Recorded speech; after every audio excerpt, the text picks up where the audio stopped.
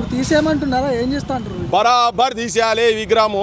ఇక్కడ మొదటి వరుసలో ఈ ప్రాంతానికి సంబంధించినటువంటి, ఇప్పుడు నేను పేర్లు ఉన్నాయి కదా, ఇట్లా కాకుండా ఇంకా చాలామంది ఇప్పుడు ఇక్కడ నాటకాలకు సంబంధించినటువంటి కూడా మా దగ్గర దేవవ్రత్, తర్వాత జక్కి, జ్వాలాముఖి అని ఇద్దరు కలిసి వాళ్ళు నాటకాలు వేస్తే అంటే ఏం తెలియని టైంలో నీకు కాకి పాపటోళ్ళు కావచ్చు, బుడగ జంగాలోళ్ళు కావచ్చు, వీళ్ళందరి చరిత్రలకు సంబంధించినటువంటి వాళ్ళు నాటకాలు వేసే వాళ్ళు ఇంకా ఇప్పటికి ఉన్నారు.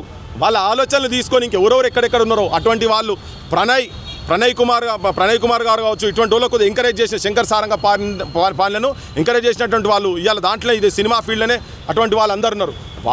వాళ్ళందరినీ గుర్తించక ఇక్కడ నువ్వు సడన్గా తీసుకొచ్చి ఇప్పుడు ఈజ్ ఏ కమర్షియల్ ఆర్టిస్ట్ పక్క, కానీ ఉద్యమం గురించి సర్వం కోల్పోయినటువంటి వ్యక్తులు ఇక్కడ ఉన్నటువంటి వాళ్ళు. ఇంకా నేను చెప్పని చాలా పేర్లు ఉన్నాయి. ఇంకా వాళ్ళవి పెట్టాలి, వాళ్ళది అవ్వాల్సిన స్థానంలో ముందు స్థానంలో ఉండాలి. కానీ ఎలా మీరు తీసుకొచ్చి వాళ్ళ చరిత్రను తీసుకొచ్చి మా నెత్తి మీద రుద్దుతామంటే, ఇప్పుడు నువ్వు అన్నావు ప్రాంతీయ విభేదాలు ఏంటి అని.